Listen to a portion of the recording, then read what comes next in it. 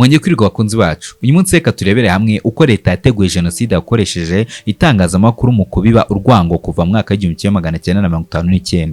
Ingengabitekerezo y'urwango, ivangura n'amacakubiri byagejeje u Rwanda kuri jenoside yakorewe abatutsi mu mwaka w'1994 byigishijwe kuva kera na kare, abaturage bamwe bumvishwa ko abo baturanye badafite uburenganzira ku gihugu cyabo. Itangazamakuru ni imwe mu ntwaro ikomeye yifashishijwe n'ubutegetsi bubi bwari buri mu Rwanda kuva rwabona ubwigenge, cyane ko ibitangazamakuru byinshi byagiye bishingwa wasangaga ari iby'amashyaka cyangwa abacuruzi bakoranaga bya hafi n'ubutegetsi. Uruhare rw'itangazamakuru mu gushishikariza iyicwa ry'abatutsi rwagaragajwe mu mukino wiswe Hate Radio ushushanya imikorere y'itangazamakuru, by'umwihariko radiyo ya Rutwitsi RTLM yatije umurindi ishyirwa mu bikorwa rya jenoside yakorewe abatutsi. N'ubwa mbere wakiniwe mu Rwanda mu gikorwa cyabereye muri Kigali Convention Center, kikitabirwa na Madamu Jeannette Kagame n'abandi bayobozi mu nzego zitandukanye. Minisitiri w'ubumwe bw'Abanyarwanda n'inshingano mboneragihugu Dr Bizimana Jean Damascene yavuze ko nubwo RTLM yatangiye nyuma, yagize uruhare mu kwenyegeza ubwicanyi bwibasiye abatutsi. Ati gukoresha itangazamakuru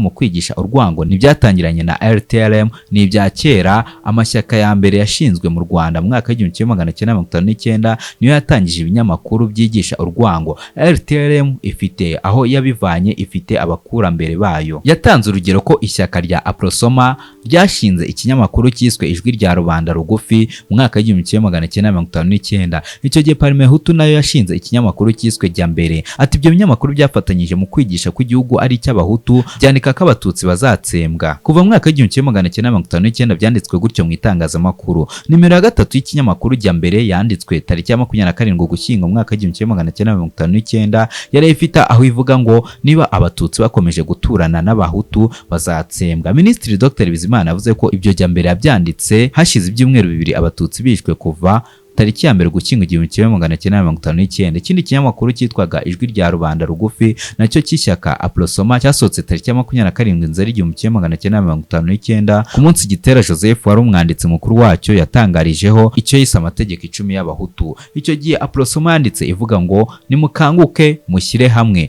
mutore abategetsi banyu b'abahutu babishoboye, kandi hose muve hano mubyiyemeje nta gusubira inyuma. Nimuzatora abatutsi n'umuntu ubanye nabo ni umwanzi wanyu, nimumwiceho nimuzamutore. Minisitiri Dr Bizimana yagaragaje ko mu mwaka w'1991 ubwo amashyaka menshi yongeye kwemererwa mu Rwanda, ikinyamakuru Jya Mbere cyongeye gushingwa n'ishyaka rya MDR. Jya Mbere yaje yunga mu Ijwi Rutwitsi ry'ibindi binyamakuru byashinzwe icyo gihe birimo Kangura yashinzwe mu mwaka w'1990, Echoes de Mille Collines yashinzwe muri Kamena 1991, Lamadere Nyiramacibiri yashinzwe muri Nyakanga 1991, ikinyamakuru Power cyashinzwe na Karamira mu Gushyingo 1993, ndetse n'ibindi. Minisitiri Dr Bizimana ati ibinyamakuru byose umugambi wabyo wari umwe, wari uwo kwigisha gutsemba abatutsi. Tariki 9 Gashyantare 1991 Kangura yagarutse kuri iryo jambo gutsemba, aho yanditse iti mureke tumenye inkotanyi n'abashyigikiye FPR maze mureke tubatsembatsembe. Nimero 54 y'ikinyamakuru Kangura yasohotse muri Gashyantare 1994 yagarutse kuri iryo jambo igira iti ibyitso by'umwanzi birazwi neza, bazatsembatsembwaho. Ibinyamakuru byavugwaga ko birwanya ubutegetsi bwa Habyarimana birimo Kinyamateka, Isibo nabyo byageza bikajya binyuzwamo imvugo zihembera urwango n'irondabwoko. Nimero ya 6 y'ikinyamakuru Isibo yasohotse tariki ya 10 Mutarama 1991 yarimo inyandiko igira iti umututsi muri iki gihe cy'inkotanyi. Cyanditse amategeko yiswe ko ari amategeko dukwiriye kugenderaho buri munsi. Mu mategeko 5 y'abahutu harimo irivuga ngo mugenzure umututsi wanze kuva ku izima atazanduza abazima. Minisitiri Dr Bizimana ati birumvikana ko Isibo isaba ko abatutsi bagomba guhigwa nk'uko leta yabitegekaga. Itegeko rya 5 mu yari agenewe abatutsi ryo ryaravugaga ngo umututsi ukunda igihugu nafashe ubutegetsi gutahura bene wabo batava ku izima bahisha ubugome n'uburyarya. Minisitiri Dr Bizimana ati Isibo yanzuye ivuga ngo agahora ko mu 1959 kakanguye abatutsi benshi, utemereye inama uwo ari we wese arashaka ko igihugu cyacu gihora mu ntambara. Yakomeje agira ati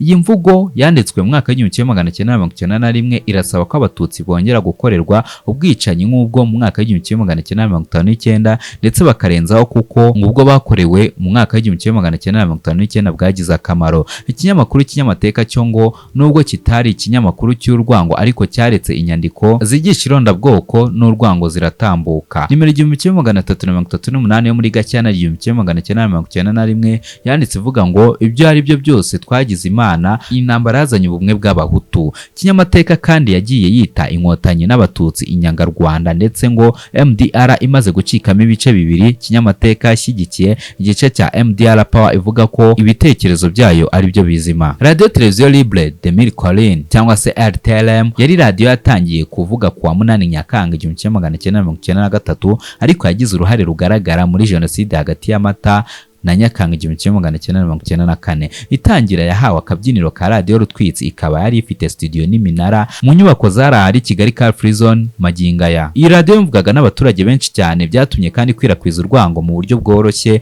Ni radio kandi yatangijwe n'itsinda ryari riyobowe n'umwe mu bahanga igihugu cyari gifite witwaga Dr. Ferdinand Nahimana. Nahimana niwe wanditse inyandiko ya mbere iteganya gushyiraho radio RTLM. Komite ntangiro ya RTLM ikaba yarayoborwaga n'umunyemari Kabuga Felicien. Abandi bari muri iyi komite barimo Serugendo Joseph, Ephraim Nezabera, Jean Bosco Barayagwiza, mu gihe Perezida Juvenal Habyarimana ariwe wabaye umunyamigabane wa mbere w'ikirenga wa RTLM. Minisitiri Dr. Bizimana avuze ko icyo gihe Habyarimana yatanze miliyoni 1 nk'umugabane we. Abandi banyamigabane barimo Kabuga, Basabose Philippe n'abari abayobozi bakuru b'igihugu icyo gihe. Minisitiri Dr. Bizimana ati birerekana rero ko RTLM yari iya leta. RTLM kandi ngo yafatanyije n'ikigo cya leta cy'itangazamakuru Orinfor, ku buryo abanyamakuru benshi bari abo muri Orinfor. Barimo abanyamakuru bari barize b'abahanga ndetse bari bagezweho icyo gihe nka Habimana Kantano, Noheli Hitimana, Joel Hakizimana, Gaspard Gahigi ndetse n'abandi. Minisitiri Dr. Bizimana ati biratwereka rero ko ikinini cyatumye jenoside ishoboka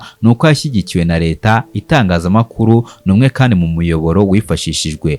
RTLM yatangiye ibiganiro yigisha amacakubiri, ariko ikajya isa n'ibigira mu rwenya, gusa abantu bagenda bavumbura imigambi yayo uko abanyamakuru bayo bacishagaho inyigisho zihembera amacakubiri. Amwe mu magambo yatambukaga kuri RTLM harimo ngo abatutsi mwanyenzi mwe tuzabica. Ayo magambo yo kubi urwango yateye impaka mu biganiro bya Arusha, ahaberaga imishyikirano y'amahoro, aho abatavuga rumwe na Habyarimana baje gusaba ko iyo radio yafungwa. Icyo gihe Dr. Nahimana ari umuyobozi wayo yavuze ko yashyizweho kugira ngo irwanye radio Muhabura yari ya FPR Inkotanyi, ariko byabaga ari nko kuyobya uburari. Nyuma guhanurwa kw'indege Habyarimana kwa 6 Mata 1994, RTLM yakanguriye rubanda ko abatutsi bigometse aribo bakoze aya mahano, maze yahamagarira abantu icyo yitaga intambara ya nyuma yo gutsemba abatutsi. Imvugo yasubirwagamo kenshi niyo gutema ibiti birebire. Umunyamakuru wayo Habimana Kantano yavugiye kuri radio ati aho bukera muri Kigali haraba akantu. Abandi banyamakuru bazwi cyane kuri RTLM barimo Valerie Bemeriki, nawe wari mu bakunzwe kandi ufite ijwi ryakundwaga na benshi.